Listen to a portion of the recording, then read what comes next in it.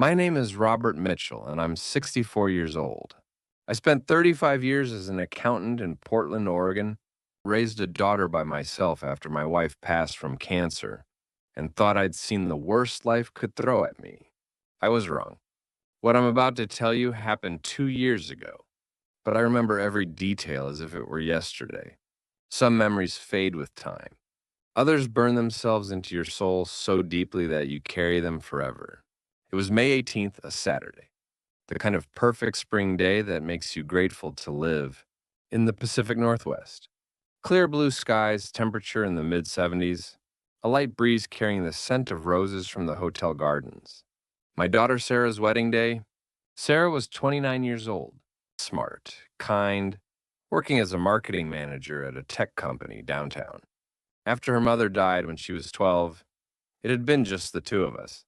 We'd built a good life together, weathered the storms, celebrated the victories.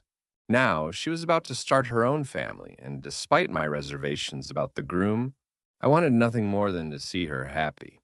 The wedding was at a boutique hotel in downtown Portland. 200 guests, a string quartet, white roses everywhere, Sarah's favorite. She looked absolutely radiant in her custom made wedding dress, designed to accommodate her 7-month pregnancy. Yes, she was expecting. That's how this whole nightmare began. I stood in the bride's preparation room, watching her put the finishing touches on her makeup. Her hands trembled slightly as she applied lipstick. Nervous? I asked, adjusting my tie in the mirror. A little, she admitted. Dad, you think I'm doing the right thing, don't you? The question caught me off guard. It wasn't like Sarah to doubt herself, especially on her wedding day. What do you mean, honey? She turned to face me, and I saw something in her eyes I hadn't seen since she was a little girl: uncertainty, maybe even fear. Marcus and I haven't known each other that long, and with the baby coming, everything happened so fast. Sometimes I wonder if we're rushing into this. Marcus Wheeler, her husband to be. I'd had my doubts about him from the beginning, though I'd kept most of them to myself. There was something about him that didn't sit right, too smooth, too perfect, like an actor playing a role. But Sarah was pregnant, and Marcus had been attentive and supportive throughout the pregnancy. Who was I to interfere? Sarah, it's normal to have cold feet, I said, taking her hand. But if you have real doubts, serious concerns, we can postpone. The guests will understand. She shook her head quickly. No, no. I'm just being silly. Marcus is good to me. He'll be a good father. I'm lucky to have him. The words sounded rehearsed, like she was trying to convince herself. But before I could probe further, the wedding coordinator knocked on the door. 5 minutes, everyone. The ceremony was beautiful. I walked Sarah down the aisle, her arm linked through mine, and handed her to Marcus. He looked impeccable in his tailored tuxedo, his smile wide and bright as he took her hand. To everyone watching, they must have looked like the perfect couple. The officiant began the ceremony. Sarah and Marcus exchanged their vows. Everything was going according to plan. And then, about 20 minutes in, I noticed Sarah swaying slightly. At first, I thought it was just the heat. The ballroom was packed with people, and she was 7 months pregnant. But then her face went pale, ghostly white, and her hand flew to her stomach. Sarah? Marcus's voice, normally so controlled, had an edge of alarm. She tried to speak but couldn't form words. Her knees buckled and she collapsed into Marcus's arms. The wedding bouquet scattered white roses across the floor. I was out of my seat before I even realized I was moving, pushing through the crowd of stunned guests. Sarah, somebody call 911. By the time I reached her, she was on the floor, Marcus kneeling beside her. Her eyes were half closed, and white foam had begun to appear at the corners of her mouth. Sarah, baby, stay with me. I cradled her head as gently as I could, terrified of hurting her or the baby. Help is coming, sweetheart. Just hold on. Her eyes fluttered open for just a moment. Her lips moved, barely a whisper. I leaned down, pressing my ear close to her mouth. Dad, something's wrong this morning Marcus gave me. But she couldn't finish. Her body went rigid, convulsed once, then went terrifyingly still. The next few hours were a blur of sirens, emergency rooms, and desperate prayers. The paramedics worked on her in the ambulance while I held her cold hand At the hospital, they rushed her into surgery and emergency C-section to try to save the baby. I paced that hospital corridor for what felt like an eternity, my dress shoes squeaking on the linoleum floor, my hands shaking so badly I couldn't hold a cup of coffee. Marcus was there too, sitting with his head in his hands, his parents, whom I'd finally met that morning, trying to comfort him. When the doctor finally emerged from surgery, I knew before he spoke. You can always tell from their faces. Mr. Mitchell, I'm so sorry. We did everything we could. His voice was gentle, practiced. How many times had he delivered this kind of news? Your daughter went into cardiac arrest during the procedure. The preliminary tests suggest she died from some kind of acute poisoning. As for the baby, he paused, and I saw genuine sadness in his eyes. The baby was already in distress when we began the surgery. The toxins had crossed the placental barrier. I'm sorry. We lost them both. The world went silent. I could see the doctor's mouth moving, see people rushing past in the corridor behind him, but I couldn't hear anything except a high-pitched ringing in my ears. My daughter was dead. My grandchild was dead. Poisoning? I finally managed to ask. What kind of poisoning? We won't know for certain until the full toxicology report comes back. But based on the symptoms and the rapid onset, it appears to be some kind of acute toxin. The medical examiner will conduct an autopsy. I looked past the doctor to where Marcus sat with his parents. He had his face buried in his hands, shoulders shaking as if he were crying. His mother was rubbing his back, making soothing sounds. His father stood nearby, looking stoic and uncomfortable. But something was wrong with the picture. I couldn't put my finger on it at first. And then I realized when Marcus looked up, just for a second, his eyes were completely dry. No tears, no redness, just empty. And in that brief, unguarded moment before he noticed me watching, I saw something flash across his face. Not grief, not shock, something closer to relief. That's when I knew. Call it a father's intuition, call it paranoia, call it whatever you want. But in that moment, I knew with absolute certainty. Marcus Wheeler had killed my daughter. I just had to prove it. The funeral was 5 days later. 5 days of police interviews, medical examiner reports, and making arrangements I never thought I'd have to make. Burying your child goes against the natural order of things. Parents aren't supposed to outlive their children. The autopsy results came back quickly. Sarah had died from acute cyanide poisoning, potassium cyanide, to be specific. A lethal dose, ingested approximately 2 to 3 hours before she collapsed, which meant it happened sometime that morning while she was getting ready for the wedding. The police started a homicide investigation immediately. Detectives interviewed everyone who'd had contact with Sarah that morning, her bridesmaids, the makeup artist, the hairstylist, the hotel staff. They questioned me for 3 hours, asking about Sarah's state of mind, whether she had any enemies, if there were any financial disputes or inheritance issues. And they questioned Marcus Wheeler, who played the role of devastated widower to perfection. I watched him during his police interview. They let me observe through one-way glass and marveled at his performance. The trembling voice, the tears at just the right moments, the way he described how much he'd loved Sarah, how excited they'd been about starting their family. Detective, I don't understand how this could have happened, Marcus said, dabbing at his eyes with a tissue.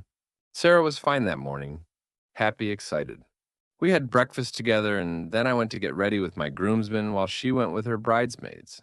The next thing I knew, she was collapsing at the altar. What did you have for breakfast? The detective asked.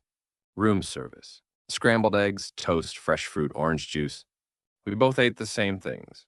And you feel fine? No symptoms of illness? I'm devastated, but physically I'm fine. The detective made notes. Mr. Wheeler, we need to ask you some questions about insurance.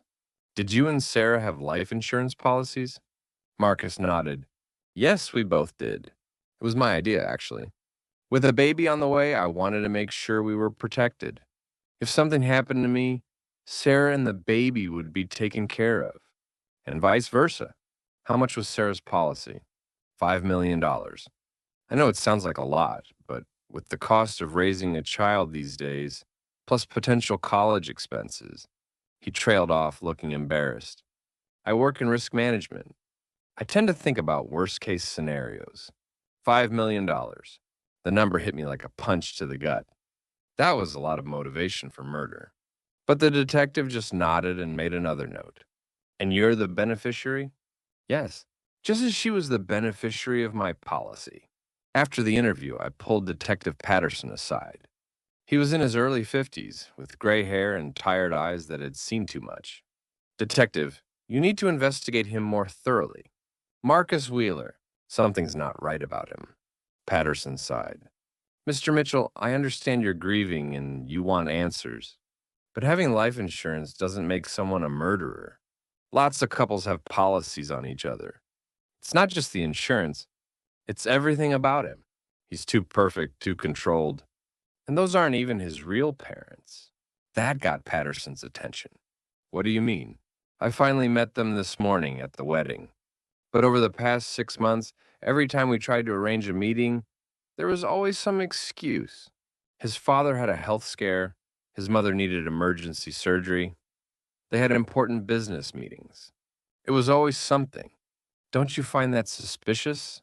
Patterson looked at me with sympathy.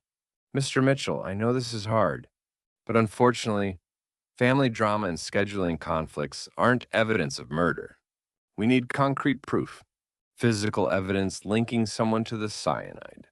Then find it, I said more harshly than I intended. Because I'm telling you, that man killed my daughter. And if you don't prove it, I will. I left the police station that day with a growing sense of frustration. The law moves slowly, carefully, bound by rules and procedures, and the need for evidence beyond reasonable doubt. I understood that. But I also understood that while the police followed their procedures, a murderer was walking free. That's when I decided to call my old friend Jack Morrison. Jack and I had served in the Army together back in the 1980s. After his military career, he'd become a police detective, worked on the force for 15 years, before retiring and starting his own private investigation firm.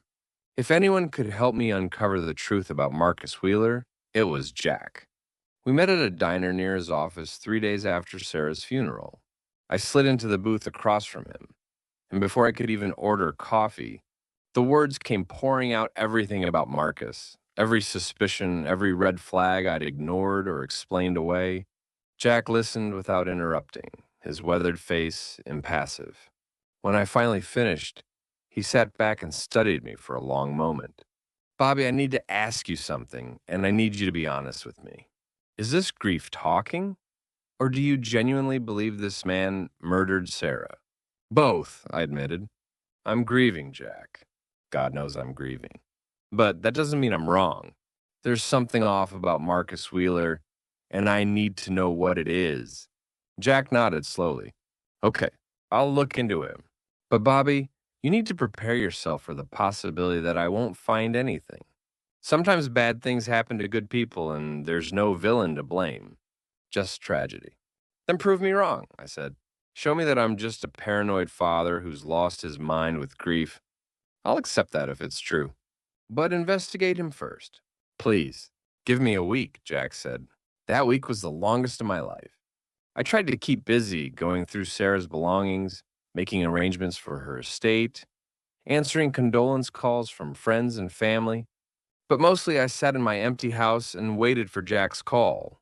When it finally came, his voice was grim. Bobby, you need to come to my office. Right now. I found something and you're not going to believe it. I drove to Jack's office in a daze, my hands gripping the steering wheel so tightly my knuckles turned white. When I walked into his office, he had files spread across his desk, documents, photographs, printouts. Sit down, he said. I sat. Jack pushed a photograph across the desk to me. It was a driver's license photo of Marcus Wheeler's face, but a different name, Kevin Michael Sullivan. Marcus Wheeler is an alias, Jack said. His real name is Kevin Sullivan. He legally changed it 5 years ago. Why would he change his name? That's where it gets interesting, or rather terrifying. Jack pulled out more documents. Before he was Marcus Wheeler, Kevin Sullivan was married 3 times. And Bobby, all 3 of his previous wives are dead. The room seemed to tilt. I stared at the documents in front of me, unable to process what I was hearing. 3 wives? I whispered. Jack nodded grimly.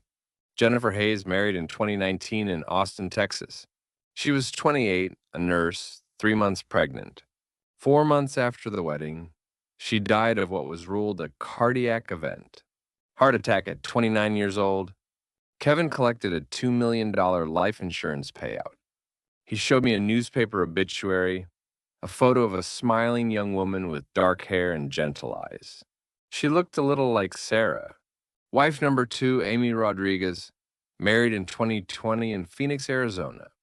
30 years old, a teacher, 5 months pregnant. 6 months after the wedding, she died in a single car accident, drove off a cliff on a mountain road late at night. Ruled accidental. Kevin collected $3 million. Another photo, another young woman with dark hair, another life cut short. Wife number 3, Rebecca Chen, married in 2022 in Seattle, Washington. 27, an accountant, 4 months pregnant. 5 months after the wedding, she died of a drug overdose. There was a suicide note, so the death was ruled a suicide. Kevin collected $4 million. Jack laid out the 3 photographs side by side: Jennifer, Amy, Rebecca. Then he added Sarah's engagement photo to the lineup. Look at them, Bobby. Really look at them. I did, and what I saw made my blood run cold. They all looked similar: long, dark hair, slender builds, gentle faces, soft features. It was like looking at 4 versions of the same woman. He has a type, I said numbly. More than that. He has a method. Jack pulled out a chart he'd created. Look at the timeline. Each wife was pregnant when they married. Each died within 6 months of the wedding. Each had recently taken out a large life insurance policy with Kevin as the sole beneficiary. And each death was in a different state, ruled differently: heart attack, accident, suicide, and now poisoning. Different jurisdictions, different causes, no one connecting the pattern. Until now, I said. Until now. Bobby, your daughter wasn't his first victim. She was his 4th. And if we hadn't caught on, there would have been a 5th. How do you know that? Jack turned his laptop toward me. On the screen was a social media profile, a woman named Michelle Torres, 31 years old, a pediatrician at a children's hospital in Portland. She had long dark hair and a gentle smile. She looked like Sarah. 3 weeks before Sarah died, Jack explained, Kevin Marcus started following this woman on social media. He's been commenting on her posts, sending her encouraging messages. And Bobby, look at her most recent post. He clicked on a photo of Dr. Torres holding a positive pregnancy test, her smile radiant with joy. The caption read, "Blessed baby Torres coming this December, single mom by choice and couldn't be happier." My stomach turned. He's already chosen his next victim. It looks that way. And we need to stop him before Sarah's death becomes just another step in his pattern. I stared at the photograph of Dr. Michelle Torres, this woman I'd never met, who had no idea that a serial killer was positioning himself to enter her life. What do we do? I asked. First, we take everything I've found to Detective Patterson. Then we figure out how to catch this bastard before he kills again. That night, I couldn't sleep. I lay in bed, staring at the ceiling, thinking about Jennifer Hayes, Amy Rodriguez, and Rebecca Chen. 3 women I'd never met. 3 women whose families had believed their deaths were tragic accidents or personal choices. 3 women who'd been murdered by the same man who killed my daughter. And somewhere in Portland, Dr. Michelle Torres was going about her life, excited about her pregnancy, completely unaware that death was circling her, patient and methodical. I thought about Sarah's last words this morning. Marcus gave me. Marcus gave her something, probably in her breakfast or in a vitamin or in something she drank, something that contained cyanide, something that would kill her slowly enough that she'd make it through the wedding ceremony, because what better alibi than to be standing right next to your victim when they die, in front of 200 witnesses? It was brilliant in a horrifying way. And if not for the autopsy, if the medical examiner had attributed Sarah's death to pregnancy complications or a stroke, Kevin Sullivan would have gotten away with it again. But we knew now. We knew what he was, what he'd done, what he was planning to do. The question was, could we prove it? And more importantly, could we stop him in time? The morning after Jack's revelation, we met with Detective Patterson. I brought copies of all the documentation Jack had compiled: marriage certificates, death certificates, insurance records, newspaper articles about the deceased wives. Patterson looked through everything in silence, his expression growing darker with each page. When he finally looked up, he said, "Jesus Christ, this is a serial killer." "That's what I've been trying to tell you," I said. "The problem is," Patterson said slowly, "each of these deaths was investigated separately, in different jurisdictions and ruled differently. We can't just arrest him for being married to women who died. We need concrete evidence linking him to at least one of the murders." "What about the cyanide?" Jack asked. "Someone had to purchase it, had to bring it into the hotel that morning. We're working on that.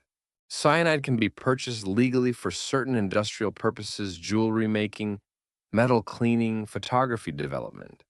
We're checking online retailers, local suppliers, looking for any purchases that might connect to Kevin Sullivan or any of his known aliases." "What about his apartment?" I asked. "Can you search it? We need a warrant, and for that, we need probable cause. What you've shown me today gives us probable cause based on the pattern, but a judge might not see it that way. These deaths occurred in different states years apart." Patterson drummed his fingers on his desk, thinking. "Here's what I can do. I'll reach out to the police departments in Austin, Phoenix, and Seattle. See if they'll reopen their investigations based on this new information. If we can get even one of those deaths reclassified as a homicide, it strengthens our case significantly." "What about Dr. Torres?" Jack asked. "The woman he's targeting next? We can't arrest someone for looking at social media profiles. But I'll have patrol cars drive by her house more frequently. And maybe," Patterson paused, "maybe one of you should warn her, off the record. Just tell her to be careful, to not engage with this Marcus Wheeler person if he reaches out." "I'll do it," I said immediately. Patterson shook his head. "Bobby, you're too emotionally involved. If you approach her, you might scare her off, and then she might warn Marcus that we're on to him. We need to be strategic about this." "Then I'll do it," Jack said. "I can make it look like a routine safety consultation. Many single women, especially pregnant ones, hire security consultants to assess their home safety." Over the next week, events moved quickly. Patterson's outreach to other police departments yielded mixed results. Austin and Phoenix were willing to review their cases, but cautious about reopening investigations. Seattle was more promising. Rebecca Chen's family had never believed the suicide ruling and had been pushing for years to have the case reopened. Rebecca's parents hired their own investigator after her death, Patterson told us during one of our daily update calls. They never bought the suicide story. Rebecca had no history of depression, no previous suicide attempts. She was excited about the baby, making plans for the nursery. The investigator found some inconsistencies in the crime scene, but couldn't prove anything without official police cooperation. "Will Seattle reopen the case?" I asked. "They're considering it. If they do, and if they reclassify it as a homicide, we have much stronger grounds for getting a search warrant for Marcus's apartment." Meanwhile, Jack had made contact with Dr. Michelle Torres under the pretense of offering a free home security assessment for expectant mothers. She'd been receptive, agreeing to meet with him at her condo. "She seems nice," Jack reported after the meeting.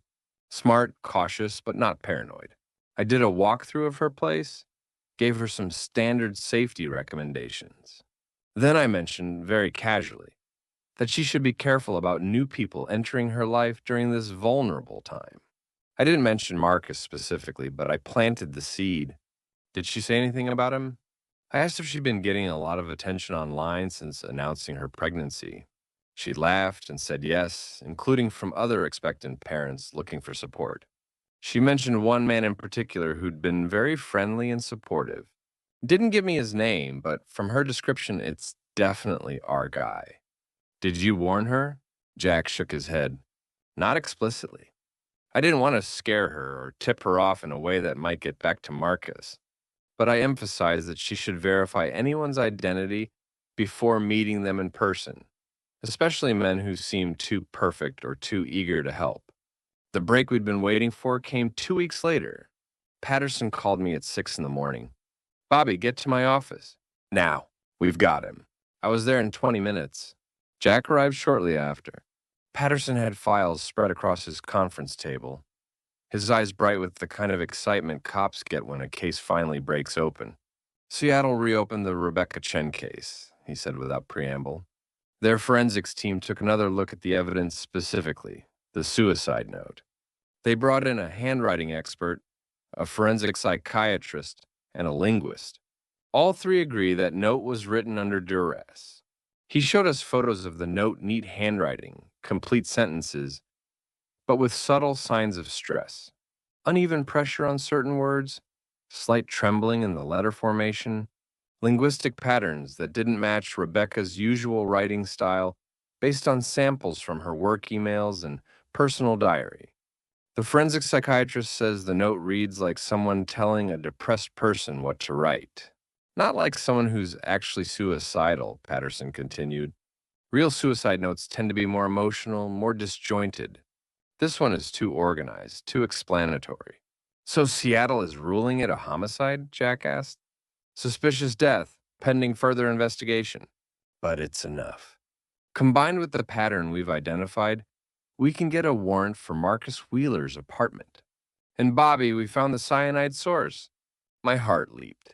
How? Marcus Wheeler, Kevin Sullivan made a purchase from an overseas chemical supplier 3 weeks before Sarah's wedding.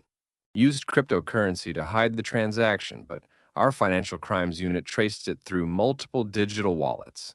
He bought potassium cyanide, shipped to a P.O. box in Portland under a false name. Can you tie the P.O. box to him? Better than that. The shipping company requires ID to pick up packages from their P.O. boxes. They have security footage.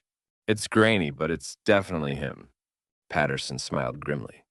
We've got probable cause for arrest. We can bring him in for questioning about Sarah's death, and while we do that, we execute the search warrant on his apartment. If we find any remaining cyanide, any evidence connecting him to the other deaths, we've got him. When? I asked. This afternoon. I wanted you to hear it from me first. But Bobby, I need you to promise me something when we arrest him. You stay away. Don't come to the station. Don't try to talk to him. Let us do our job. I nodded, but I already knew I wouldn't be able to stay away entirely. I needed to see his face when they arrested him. I needed him to know that I'd figured it out, that he hadn't gotten away with killing my daughter. The arrest happened at 3:15 that afternoon. I wasn't supposed to be there, but I parked half a block from Marcus's apartment building and watched from my car. Patterson and 3 other detectives went up to Marcus's unit. Through the building's glass doors, I saw them knock, saw the door open, saw Marcus's surprised face when Patterson showed him the warrant. They brought him out in handcuffs 15 minutes later. He was wearing khaki pants and a button-down shirt, looking like he'd been working from home. His face showed confusion and indignation, the perfect innocent man being wrongly accused. But as they were loading him into the patrol car, he looked around, scanning the street. His eyes landed on my car, on me sitting behind the wheel. Our gazes locked. For just a moment, maybe 2 seconds, the mask slipped. The confusion vanished, replaced by pure, cold calculation. He knew. He knew I'd figured it out, knew I'd been the one to set this in motion. Then the mask was back, and he was playing the confused, frightened victim again as they drove him away. The search of Marcus's apartment took 4 hours. When Patterson finally called me, he sounded exhausted but satisfied. We found a storage unit key, he said, rented under yet another alias. When we opened it, he paused. Bobby, it's like a serial killer's trophy room. He had files on all 4 wives, their routines, their habits, their fears. He had newspaper clippings about their deaths. And he had files on 6 other women, including Dr. Torres. Photographs, personal information, pages of notes about their lives. 6 others? Women he was researching as potential targets, all pregnant or trying to get pregnant, all single or recently divorced, all with minimal family support. He'd been planning this for years, mapping out years' worth of victims. I felt sick. What about the cyanide? We found a small amount remaining in a jar labeled jewelry cleaner. Lab is testing it now, but I'd bet anything it's the same type that killed Sarah. We also found receipts he'd purchased several bottles of expensive prenatal vitamins, emptied them, and refilled them with capsules he made himself. Half vitamins, half cyanide. That's what he gave Sarah that morning. What happens now? Now we build the case. Marcus is being held without bail flight risk and danger to the public. We're coordinating with Austin, Phoenix, and Seattle to build charges for all 4 murders. This is going to be a long process, Bobby. Are you prepared for that? I'm prepared for whatever it takes, I said.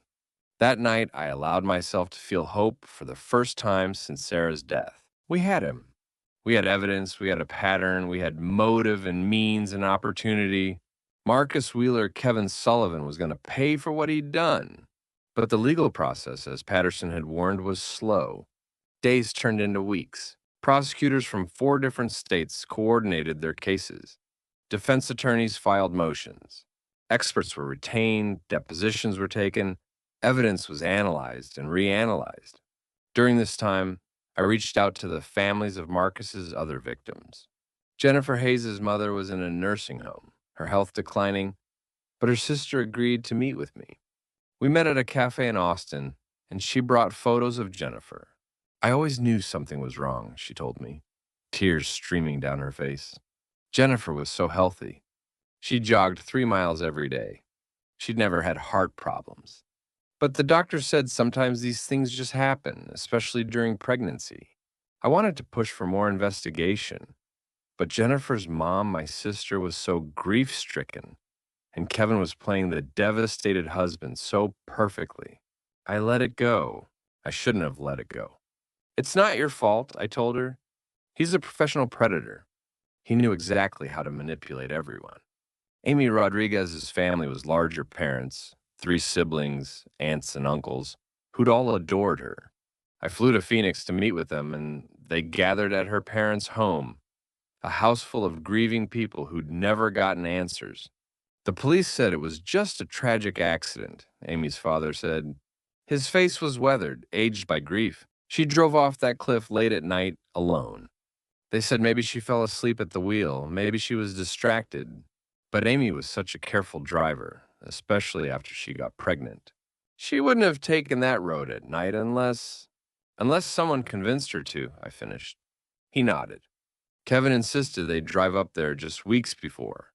Said he wanted to show her the sunrise from the mountain. She didn't want to go. She was tired, the morning sickness was bad, but he kept insisting. I think now he was practicing, planning where to do it. Rebecca Chen's parents, whom I'd talked to on the phone multiple times, finally met me in person when they came to Portland for the trial. They were in their 60s, Chinese immigrants who'd built a successful restaurant business. Their only daughter, their pride and joy. Rebecca wanted to make us proud, her mother said in careful English.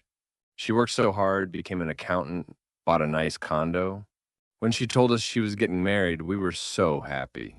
When she died, she couldn't continue. Her father took over. We knew it wasn't suicide.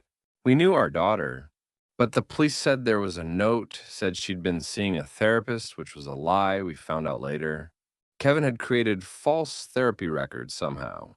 We couldn't prove anything. Until now. These families became my extended family. Bound together by tragedy, united by our determination to see justice done. We supported each other through the long process of bringing Marcus to trial. And we made a pact we would attend every day of the trial. We would sit in that courtroom and bear witness. Marcus Wheeler would see us, would be reminded every single day of the lives he'd destroyed. 6 months after his arrest, the trial finally began. The prosecution had decided to try him first for Sarah's murder, since that was the case with the strongest physical evidence. If convicted, they'd proceed with charges for the other 3 deaths. The trial would last 6 weeks, the prosecutor warned us. 6 weeks of testimony, evidence, and legal arguments. 6 weeks of having to look at Marcus Wheeler every single day. Are you ready for this? Jack asked me the night before opening arguments. I've been ready since the day Sarah died, I told him. Let's finish this. The courthouse was packed on the first day of trial. Local news crews had been covering the story for months. The wedding day killer, they called him. A serial killer who preyed on pregnant women, who married them for insurance money, who murdered them in ways designed to look like natural causes or accidents. It was the kind of case that captured public attention elements of romance, betrayal, greed, and multiple deaths.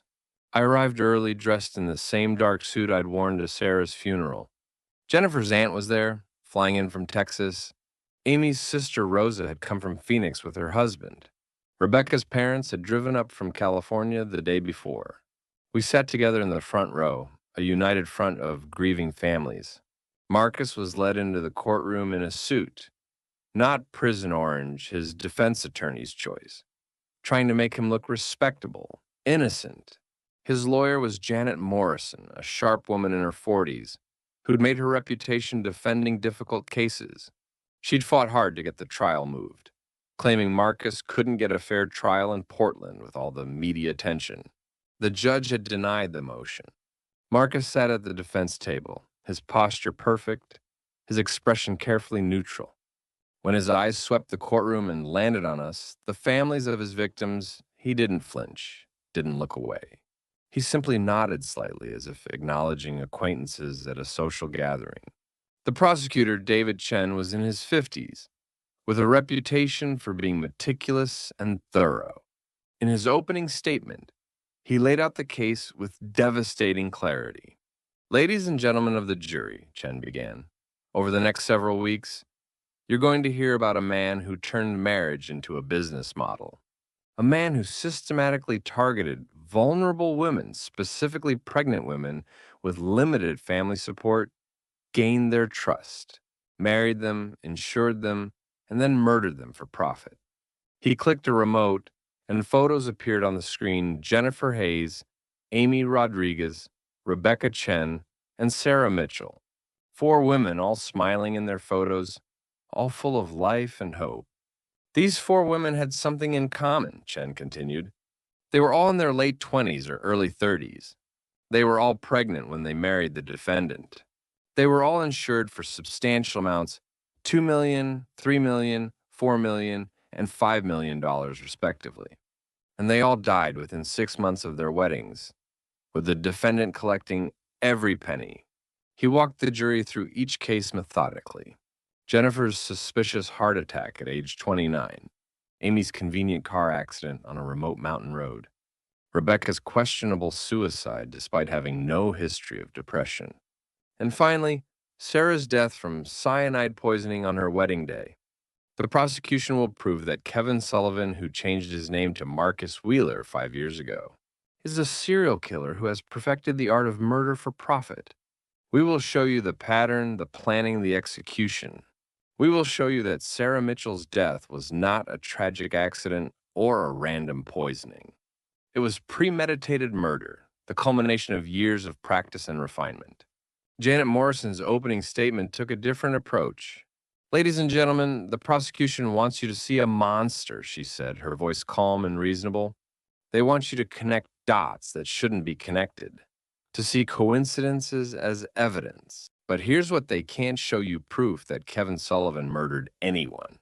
She walked over to stand near Marcus, placing a hand on his shoulder in a gesture of support. My client has been unlucky in love. Devastatingly, tragically unlucky. He's lost 4 wives to various causes: medical emergencies, accidents, mental health crises, and now poisoning. But being unlucky doesn't make someone a murderer. Having life insurance doesn't make someone a murderer. The prosecution's entire case is built on speculation, on circumstantial evidence, on the grief-driven assumptions of bereaved families who need someone to blame for their terrible losses. She looked directly at me when she said this, and I felt my jaw clench. How dare she reduce our pursuit of justice to grief-driven assumptions? The prosecution will show you that Kevin Sullivan bought chemicals online, Morrison continued. But he works in industrial jewelry design. Of course, he purchases chemicals for his work. They'll show you that he took out insurance policies on his wives, but that's what responsible partners do when they're starting families. They'll show you coincidences and patterns, but they cannot show you direct evidence that Kevin Sullivan poisoned Sarah Mitchell or harmed any of his other wives. It was a smart defense strategy, I had to admit. Plant doubt, make the patterns seem like bad luck rather than design, challenge every piece of circumstantial evidence. The trial proceeded day by day, witness by witness. The prosecution called the medical examiner who'd performed Sarah's autopsy. The cause of death was acute cyanide poisoning, Dr. Elizabeth Warner testified. She was in her 60s with short gray hair and an air of unshakable authority. Ms. Mitchell ingested a lethal dose of potassium cyanide approximately 2 to 3 hours before she died. Based on the concentration in her system and the timeline of symptoms, I estimate she consumed it between 8 and 9 a.m. on the morning of her death. Could this have been accidental ingestion? Chen asked. Extremely unlikely. Cyanide has a bitter almond-like taste. Someone consuming it would notice immediately unless it was disguised in something with a strong flavor, or in a capsule designed to dissolve slowly. Could it have been suicide? No. Suicide by cyanide is usually immediate. People take large amounts all at once. Ms. Mitchell's toxicology suggests a timed release mechanism, something designed to delay the onset of symptoms. That's consistent with homicide, not suicide. On cross-examination, Morrison tried to shake Dr. Warner's testimony. Dr. Warner, is it possible that Ms. Mitchell took this substance knowingly, perhaps as part of an herbal remedy or alternative medicine practice? I suppose anything is theoretically possible, but so you can't rule it out completely? I can rule it out based on common sense and my 30 years of experience. Ms. Mitchell was 7 months pregnant, excited about her wedding day.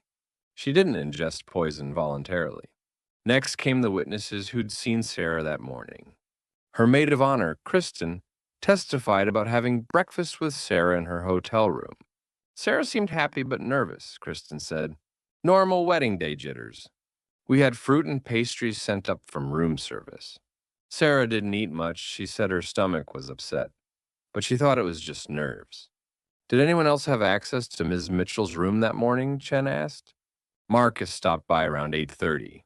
He brought her a smoothie, said it was her favorite, mango and banana, with prenatal vitamins mixed in.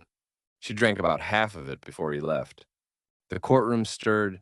Chen let the moment hang before continuing. Did you see what Mr. Sullivan did with the smoothie container after Ms. Mitchell drank from it? He took it with him when he left. Said he'd throw it away so it wouldn't mess up the room. Did you find that odd? Kristen bit her lip. At the time, no. Now, yes. Why would he need to take the container? There were trash cans in the room. Because he was disposing of evidence, I thought. He'd put the cyanide in that smoothie, watch Sarah drink it, then remove the container so it couldn't be tested. The prosecution brought in a toxicology expert who explained how cyanide could be mixed into food or drink, how it could be disguised, how a timed release capsule could delay symptoms. If someone wanted to poison another person but needed several hours to pass before the effects were evident, how would they do it? Chen asked. They'd use a delayed delivery system, the expert explained. Enteric-coated capsules, for instance, which dissolve slowly in the digestive system. You could fill such capsules with cyanide, mix them into a smoothie or shake, and the victim wouldn't experience symptoms for 2 to 4 hours, plenty of time to establish an alibi. The evidence about Marcus's purchases came next. A forensic accountant traced the cryptocurrency transactions that led to the purchase of potassium cyanide from an overseas chemical supplier. The purchase was made 3 weeks before Sarah Mitchell's wedding, the accountant testified. The buyer used multiple digital wallets to obscure the transaction trail, but we were able to trace it back to an account controlled by Kevin Sullivan. How can you be certain the account belonged to Mr. Sullivan? Chen asked. The account was initially funded with a wire transfer from Mr. Sullivan's personal bank account. From there, The money was moved through several intermediary wallets before being used to purchase the chemicals. It's a technique commonly used by people trying to hide financial transactions. Morrison challenged this on cross-examination, arguing that anyone could have accessed Marcus's account, that the crypto trail wasn't definitive proof. But the testimony had landed with the jury. I could see it in their faces. The prosecution also presented evidence from Marcus's storage unit, the files on his four wives, the newspaper clippings about their deaths, the research files on six other potential victims, including Dr. Michelle Torres. Dr. Torres herself testified, describing how Marcus had befriended her online, how supportive and kind he'd been, how he'd offered her prenatal vitamins shortly before his arrest. "Did you take the vitamins he offered?" Chen asked. "No. Mr. Mitchell, Sarah's father, had warned me about Marcus. At first, I didn't believe him. Thought he was just a grieving father seeing conspiracies. But something made me cautious. I kept the vitamin bottle but never opened it. And what happened to that bottle? I turned it over to the police when they arrested Marcus." Chen held up an evidence bag containing the vitamin bottle. Lab analysis showed that these vitamins had been tampered with. The capsules had been opened, and approximately half the contents of each capsule had been replaced with potassium cyanide.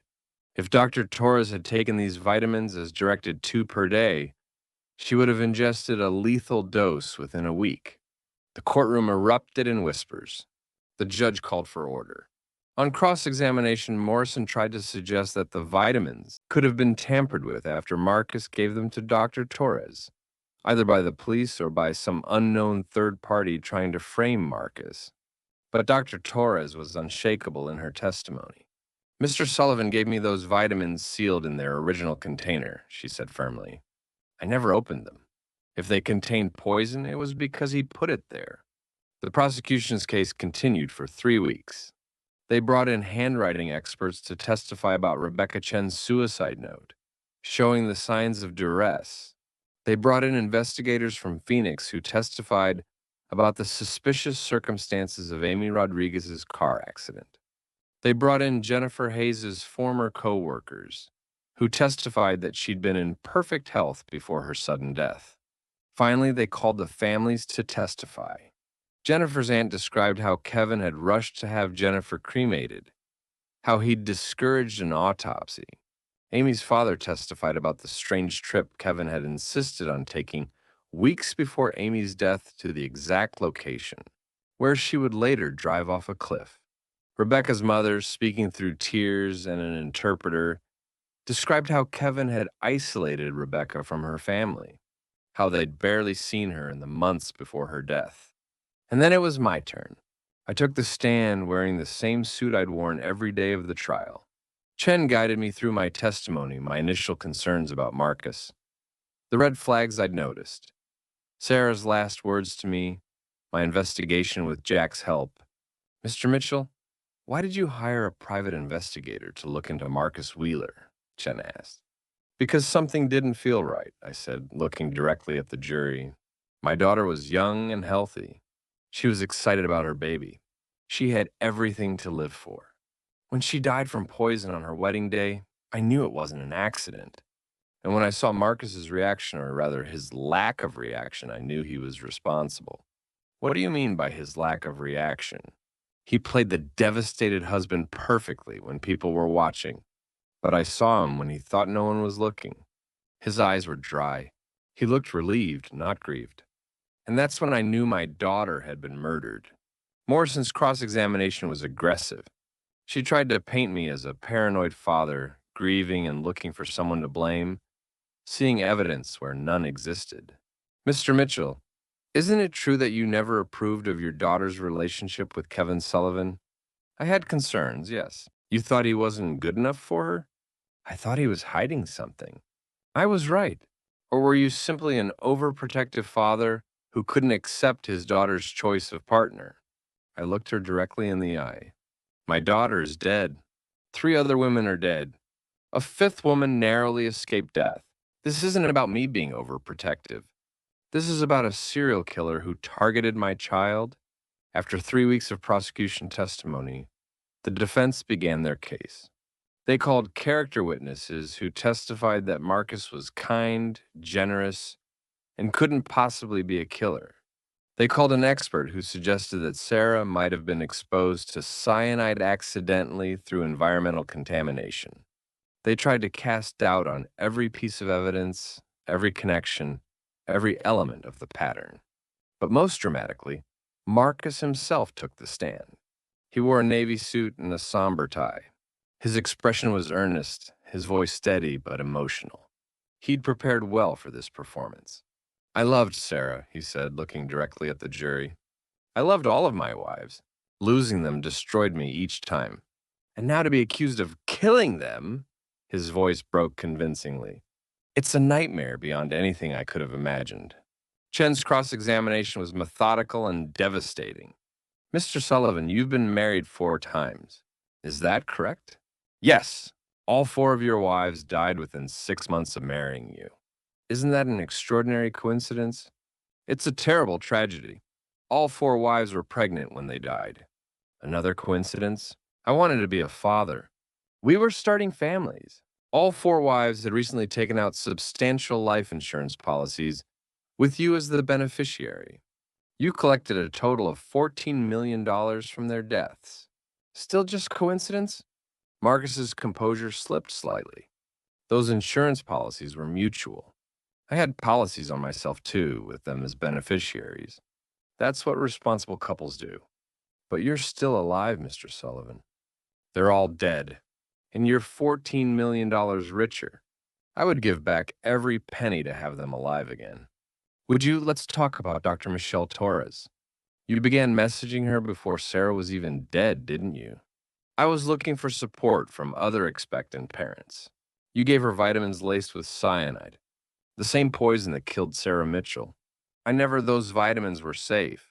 Someone must have tampered with them after I gave them to her.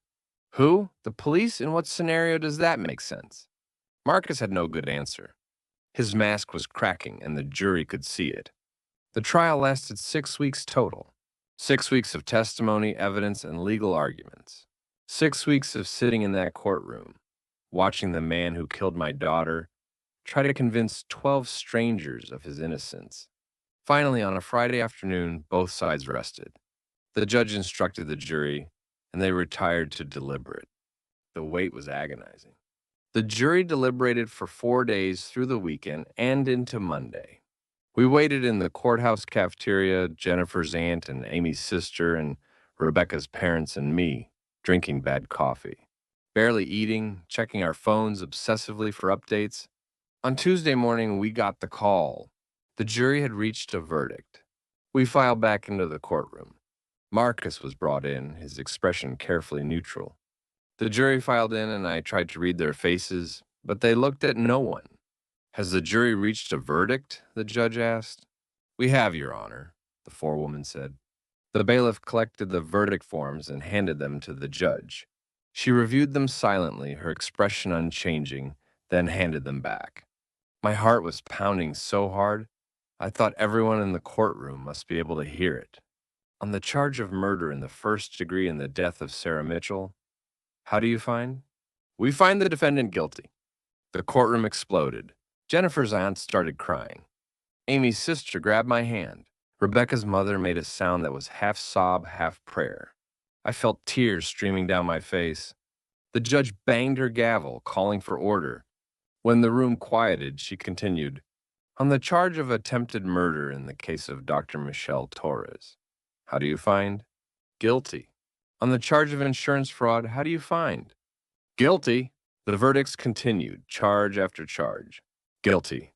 Guilty. Guilty. Marcus's face had gone pale. The carefully maintained mask finally shattered completely, and for just a moment I saw pure rage flash across his features before he controlled himself. The judge scheduled sentencing for 3 weeks later. As they led Marcus out of the courtroom in handcuffs, he turned and looked at me one last time. Our eyes met, and he mouthed something I couldn't hear but could read clearly. This isn't over. But it was. Finally, it was over. The 3 weeks between the guilty verdict and sentencing were strange.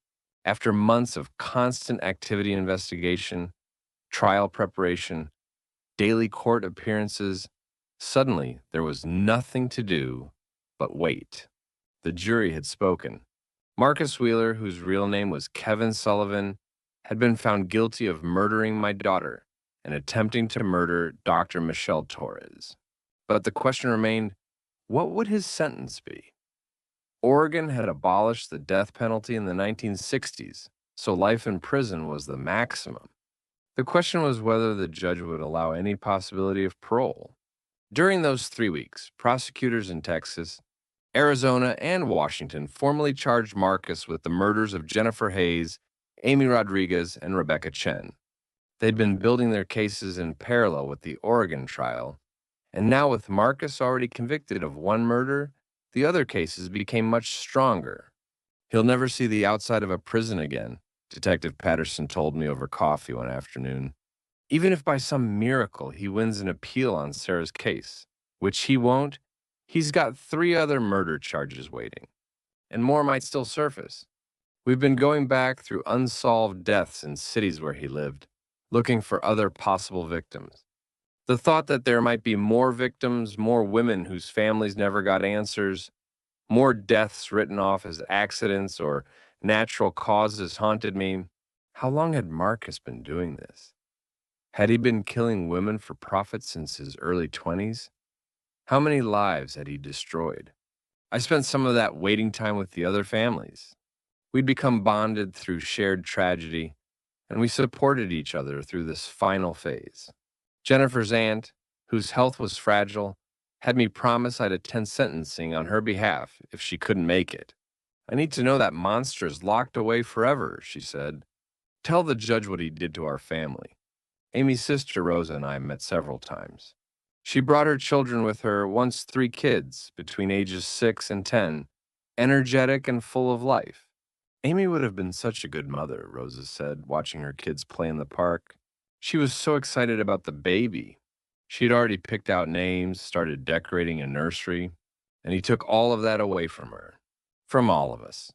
Rebecca's parents invited me to dinner at their home. Over a meal of traditional Chinese food that Rebecca's mother had spent all day preparing, they told me stories about their daughter, her academic achievements, her work ethic, her dreams of having a family.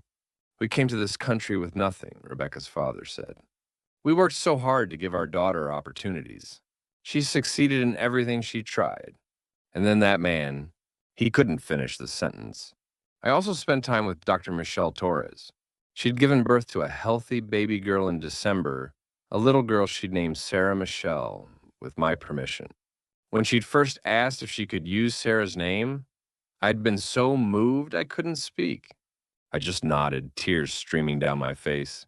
Holding baby Sarah for the first time was bittersweet. She was beautiful, perfect, full of potential and promise. She would grow up, go to school, fall in love, build a life, all the things my Sarah would never do. All the things that baby growing inside my daughter would never experience. I think about it every day, Michelle told me as I held her daughter.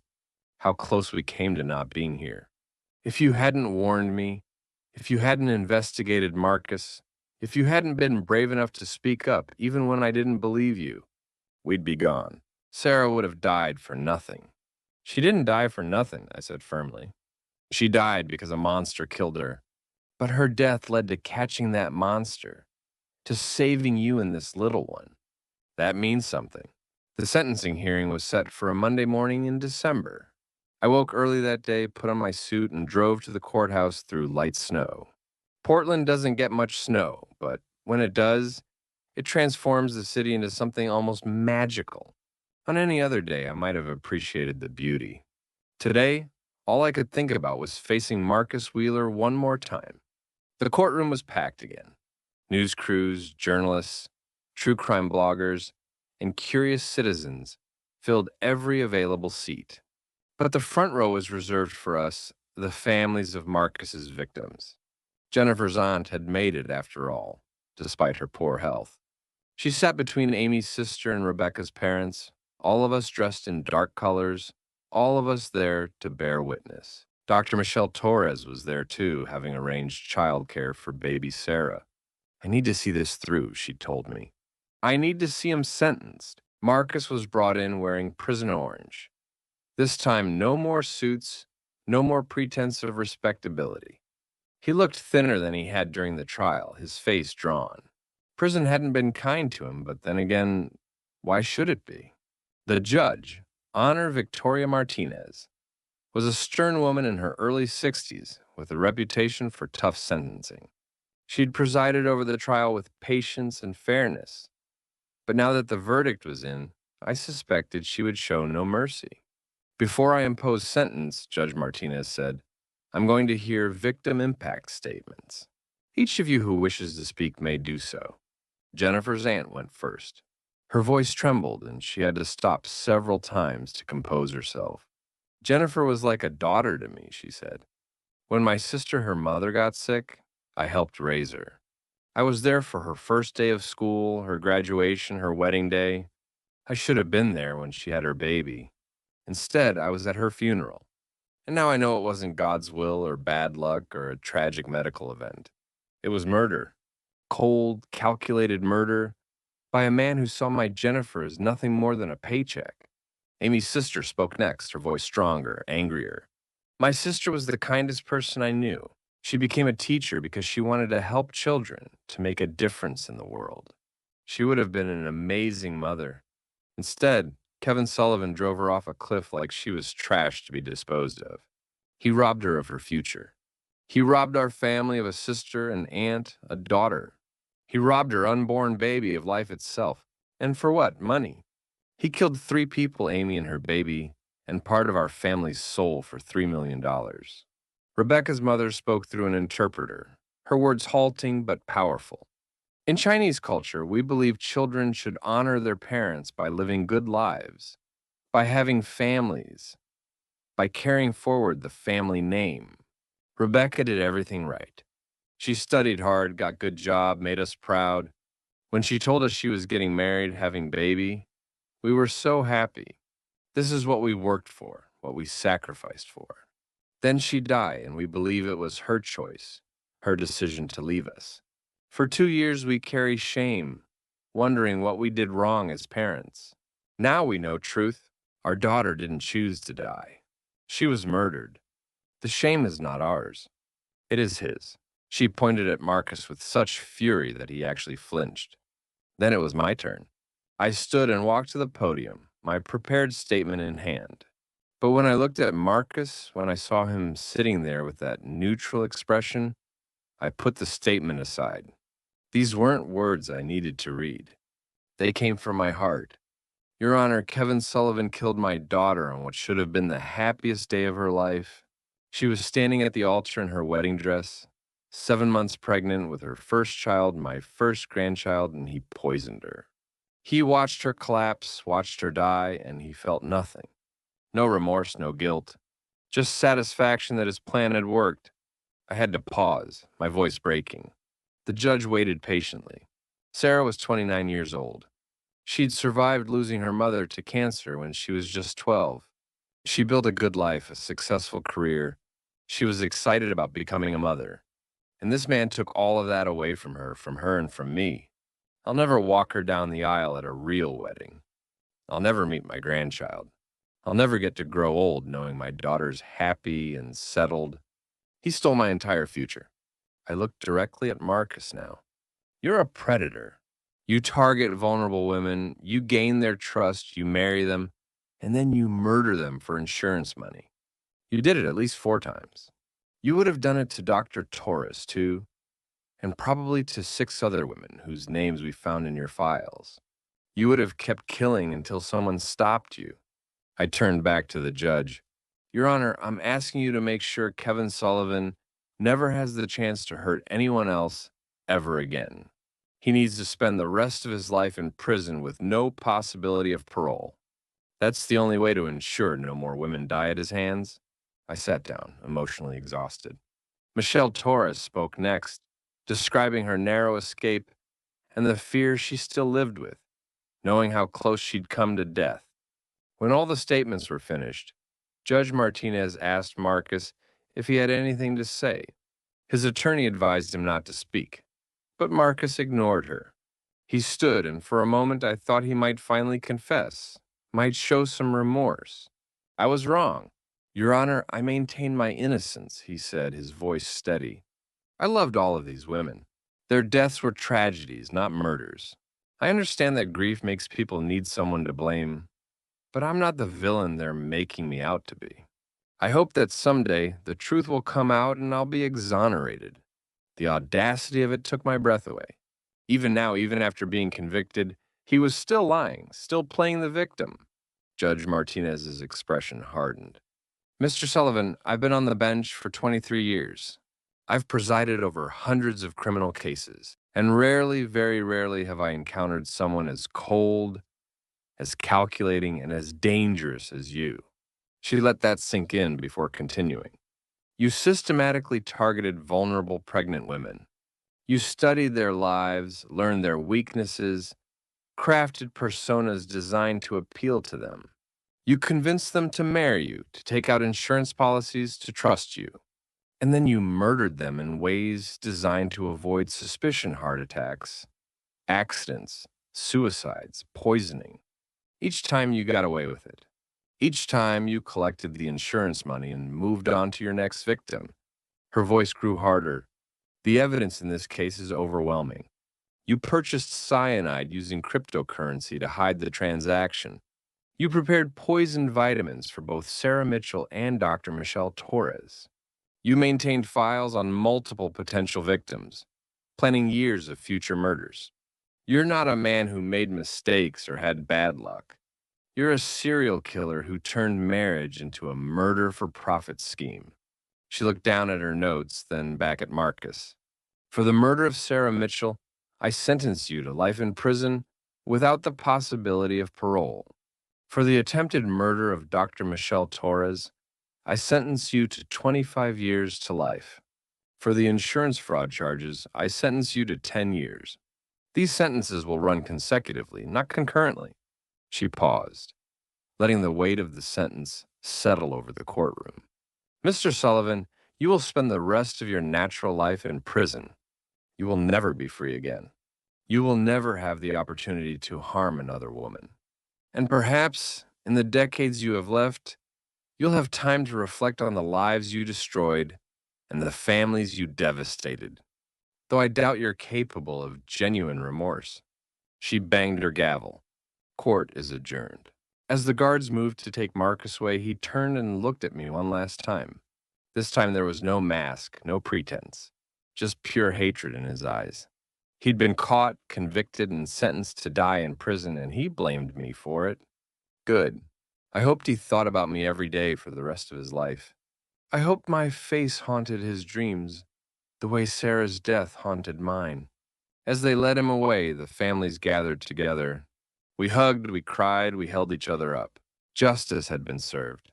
It wouldn't bring our loved ones back, but it meant something. It meant their deaths weren't meaningless, that the man who killed them would pay for his crimes. Outside the courthouse, a crowd of reporters waited. Detective Patterson gave a brief statement, and then, unexpectedly, the reporters turned to me. Mr. Mitchell, you were instrumental in bringing Kevin Sullivan to justice. What do you want people to know? I thought about it for a moment, then spoke from the heart. I want people to know that if something feels wrong in a relationship, it probably is. Trust your instincts. Do background checks on people you're dating. Ask questions. Don't ignore red flags just because someone is charming or attentive. And if you see something suspicious, speak up. Don't worry about being wrong or causing offense. It's better to be overcautious than to ignore warning signs that could save a life. I looked directly at the camera. My daughter, Sarah, is gone. I can't bring her back. But if telling her story prevents even one person from becoming the next victim of someone like Kevin Sullivan, then her death will have meaning. That's all any of us can hope for. That evening, I drove to the cemetery. Light snow was still falling, covering Sarah's headstone in a thin white blanket. I brushed it off and sat on the bench nearby. We got him, sweetheart, I said softly. He's going to prison for the rest of his life. He'll never hurt anyone else. Justice was done, the wind rustled through the trees, and in that moment, I felt something I hadn't felt since Sarah died. Peace, not happiness, probably never happiness again, but peace. The sense that I'd done everything I could, that I'd honored my daughter's memory, that her death had led to saving other lives. It was enough. It had to be enough. 2 years have passed since Marcus Wheeler, Kevin Sullivan, was sentenced to life in prison. 2 years since that snowy December day when justice was finally served. The years have been a journey of healing, though healing might not be the right word. You don't heal from losing a child. You just learn to carry the weight of it, to live with the grief rather than being crushed by it. I'm 64 now, fully retired from accounting. My days look different than I imagined they would at this age. I had always pictured myself as a grandfather, spoiling Sarah's children, attending school plays and soccer games. Instead, I've built a different kind of life, one focused on honoring Sarah's memory and helping others avoid similar tragedies. About 6 months after the trial, I started volunteering with a local domestic violence prevention organization. They asked me to speak at events, to share Sarah's story, and help others recognize warning signs in relationships. I was hesitant at first. Talking about Sarah's death is never easy, but I realized it was important. If my pain could prevent someone else's tragedy, I had an obligation to speak up. At these talks, I walk people through the red flags I missed with Marcus. How he isolated Sarah by making her doubt her own judgment. How he rushed the relationship forward, using the pregnancy as leverage. How he insisted on large life insurance policies, but framed it as responsible planning. How his family was always conveniently unavailable. How he was just a little too perfect, too rehearsed, too controlled. Predators don't look like monsters, I tell audiences. They look like Marcus Wheeler, successful, charming, attentive. They know how to mimic normal relationship behaviors while secretly planning something terrible. The key is to pay attention to inconsistencies, to trust your instincts when something feels off, and to do your due diligence before committing to someone. I also teach people practical skills: how to conduct basic background checks, how to verify someone's employment and education, how to check for criminal records and civil judgments, how to confirm that someone is actually who they claim to be. In the age of online dating and carefully curated social media personas, these skills are more important than ever. The response has been overwhelming. After one talk, a young woman approached me in tears. "I've been dating someone for 3 months," she said. "He's been pushing me to move in with him, to combine our finances. Something felt wrong, but I couldn't explain why. After hearing your talk, I did a background check. He lied about everything: his job, his education, his divorce status. He's actually still married and has a restraining order from his wife. If I hadn't done that search, these moments make the pain of reliving Sarah's death worthwhile. Every person who learns to recognize danger, every relationship that's questioned before it becomes deadly, every life potentially saved, it all gives meaning to Sarah's death. I've also stayed close to the families of Marcus's other victims. We've become like a support group, bonded by shared tragedy and shared justice.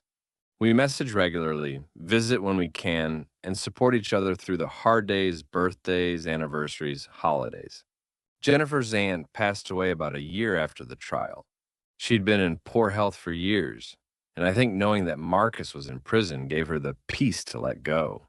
At her funeral, I spoke about how fiercely she'd fought for justice for Jennifer, how she'd never given up believing that her niece's death wasn't natural. Amy's family started a scholarship fund in her name at the elementary school where she taught. Every year, they give money to a graduating student who wants to become a teacher. Amy loved teaching, her sister Rosa told me. This way, her passion for education lives on. Students who might not have been able to afford college can pursue teaching careers in her honor. Rebecca's parents opened a small Chinese cultural center in their community dedicated to Rebecca's memory. They teach language classes, cooking classes, and cultural workshops. Rebecca was proud of her heritage, her father explained. She wanted to bridge the gap between our generation and younger Chinese Americans. This center does that work in her name. And little Sarah Michelle Torres is now a happy, energetic 2-year-old. I see her and her mother, Michelle, every few months. Michelle married a genuinely good man, a teacher she met at a hospital fundraiser, and they're building a life together. She says she's more cautious now, more aware of potential dangers, but she hasn't let fear prevent her from finding love. I think about what you did for us every single day, Michelle told me during our last visit. You saved our lives. And not just literally, you showed me that there are good people in the world, people who will stand up for strangers, who will fight for justice even when it's hard. That's given me faith in humanity again. Watching Michelle's family thrive, seeing little Sarah grow and develop, seeing Michelle happy and safe brings me a bittersweet kind of joy. My Sarah's death saved their lives. It's not a fair trade, not even close, but it's something. It's meaning pulled for meaningless tragedy. The legal saga of Marcus Wheeler continues, though I'm less involved now. He filed appeals, of course, claiming ineffective counsel, challenging evidence, arguing legal technicalities. Every appeal has been denied. Meanwhile, he was tried and convicted for the murders of Amy Rodriguez and Rebecca Chen. Texas is still building their case for Jennifer Hayes' murder, but with 3 convictions already secured, there's less urgency. Marcus is currently serving his sentences at the Oregon State Penitentiary.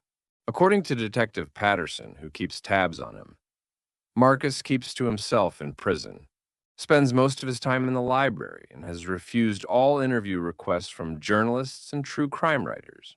There's been significant media interest in his case. Several podcasts have covered it, and a documentary crew even approached me about participating in a film. I declined. I don't need my grief turned into entertainment. What I do want is for Sarah's story to save lives.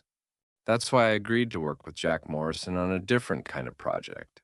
We've developed a workshop called Safe Connections that we offer to community groups, churches, senior centers, and colleges. It combines Jack's investigative expertise with my personal experience to teach people how to protect themselves and their loved ones from predatory relationships. The workshops have been surprisingly popular, especially among parents of adult children, and among seniors who are re-entering the dating world after divorce or widowhood. Dating has changed so much with online apps and social media, and many people feel vulnerable navigating this new landscape. In my day, you met people through friends, through work, through church, one woman in her 70s told me after a workshop. Now my daughter says I should try these dating apps, but how do I know who these people really are? Your workshop gave me tools I didn't know existed. Now I feel safer putting myself out there again. I've also found unexpected healing in simple, everyday activities. I started gardening, something I'd never had time for during my working years. In my backyard, I planted a memorial garden with Sarah's favorite flowers, white roses, lavender, and forget-me-nots. I spend hours out there in good weather, digging in the soil, nurturing life, finding peace in the rhythm of the seasons. There's something therapeutic about helping things grow, about creating beauty from earth and water and sunlight. I've been reading more too, working my way through Sarah's extensive book collection. She was an avid reader, always had a novel in her purse. Reading the books she loved makes me feel connected to her somehow, like I'm seeing the world through her eyes, understanding what moved her, what made her laugh, what made her think. And I've let people back into my life. For years after my wife died and I was raising Sarah alone, I kept the world at arm's length. Work and fatherhood consumed me, and I told myself that was enough. After Sarah died, I retreated even further into isolation. But humans aren't meant to be alone. We need connection, community, support. My younger brother Tom and his wife have been instrumental in pulling me back into the world of the living. They invite me to Sunday dinners, include me in family celebrations, make sure I'm not spending too much time alone with my grief. Their grandchildren, my great nieces and nephews, call me Uncle Bobby and tell me elaborate stories about school and friends and the dramas of elementary school life. Their innocence and joy remind me that life continues, that goodness still exists in the world.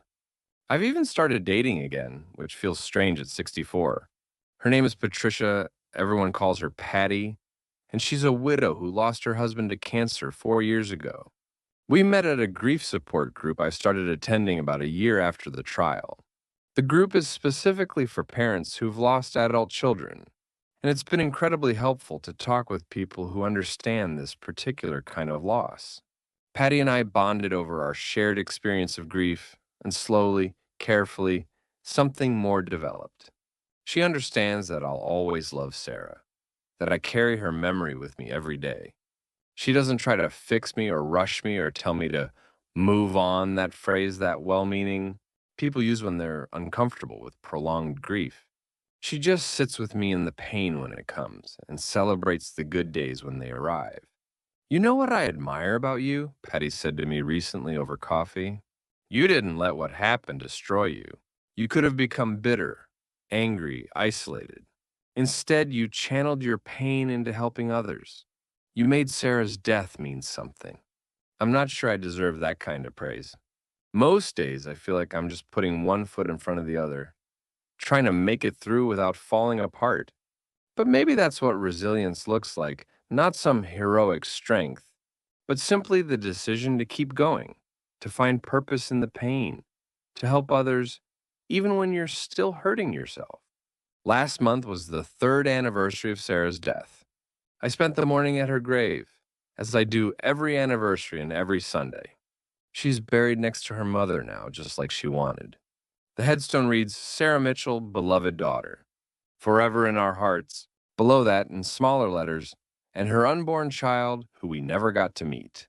I brought white roses and sat on the bench nearby, telling Sarah about the past year, about the people we've helped through the workshops, about little Sarah Michelle, who's growing up happy and safe, about Patty and how strange but nice it is to have companionship again, about how much I still miss her, how there's not a day that goes by when I don't think about her, don't wish things had been different. I hope you're proud of me, sweetheart, I said. I hope you know that everything I've done since you died has been to honor you, to make sure you didn't die in vain. Marcus is in prison. Other women are safe. People are learning to protect themselves. Your death meant something, Sarah. It saved lives. A light breeze rustled through the trees, carrying the scent of roses from my memorial garden. I chose to believe it was Sarah's way of answering, of letting me know she understood. That afternoon, Michelle brought little Sarah to visit. The toddler ran around the cemetery, chasing butterflies between the headstones, innocent and joyful and completely unaware of how close she came to never existing. Michelle and I sat on the bench together, watching her play. She's going to be so much like her namesake, Michelle said. Curious, kind, determined. I tell her stories about Sarah Mitchell, about the brave woman she's named after.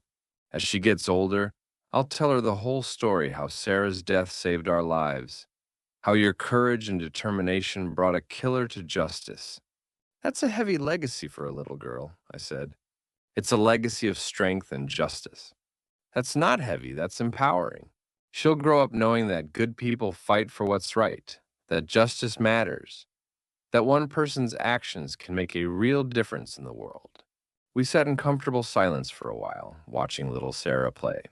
And I thought about legacy, about how the ripples of our actions spread far beyond what we can see. Sarah's death was a tragedy, senseless and cruel.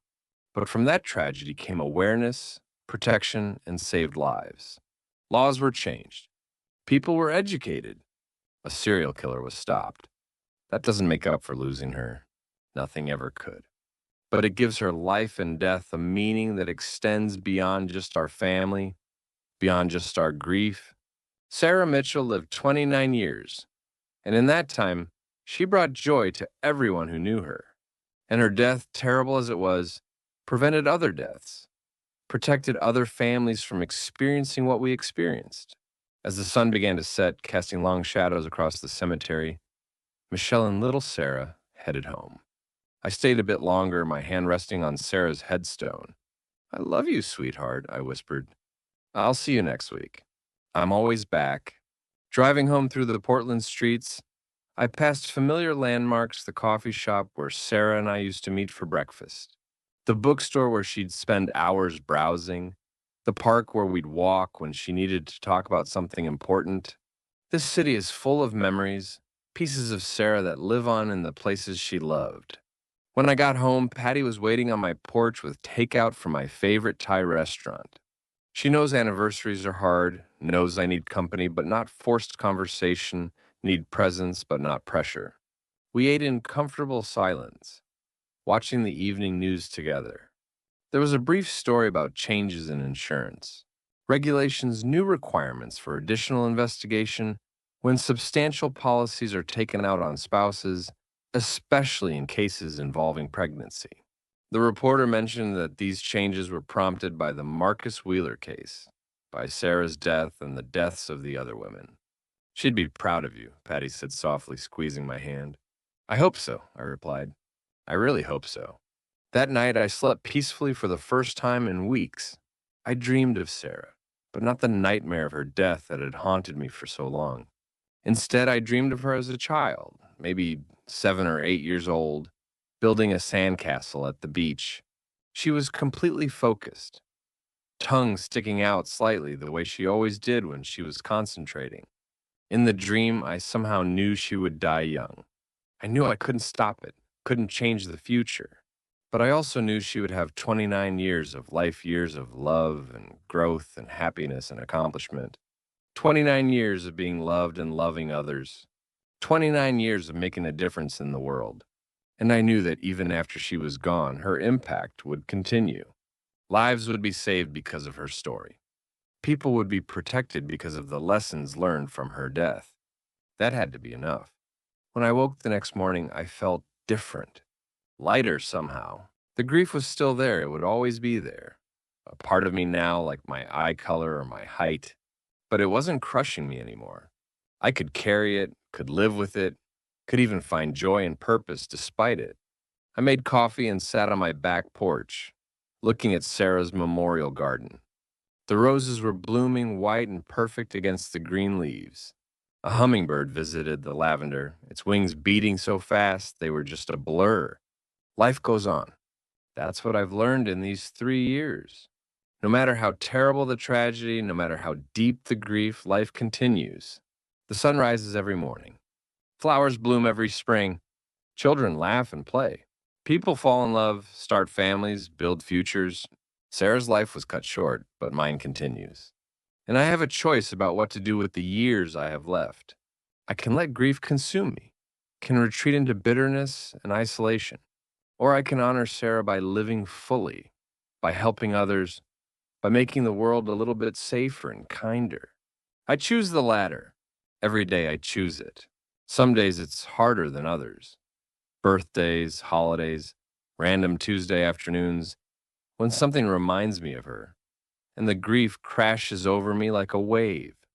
But even on those hard days, I remember Sarah's death meant something. Justice was served. Lives were saved.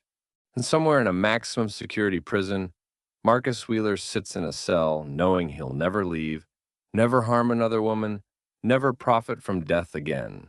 That's not revenge. Revenge would require me to take pleasure in his suffering. It's simply justice. The scales finally have been balanced. I finish my coffee and head inside to start my day. I have a workshop to prepare for this afternoon, teaching a group of college students how to stay safe in dating relationships. After that, dinner with Patty and her daughter's family. Tomorrow, my weekly visit to Sarah's grave. Next week, a meeting with legislators about strengthening domestic violence protections. My calendar's full, my days have purpose, my life has meaning again.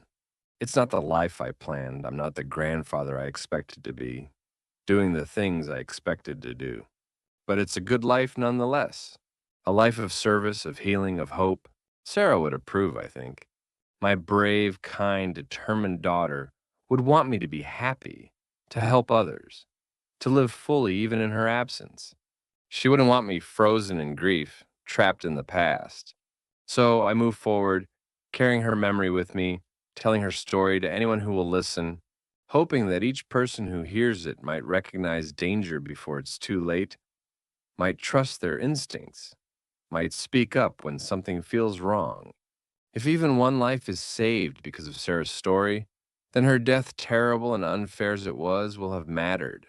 And that's all any of us can hope for, that our lives and deaths mean something, that we leave the world a little better than we found it, that love endures even after we're gone.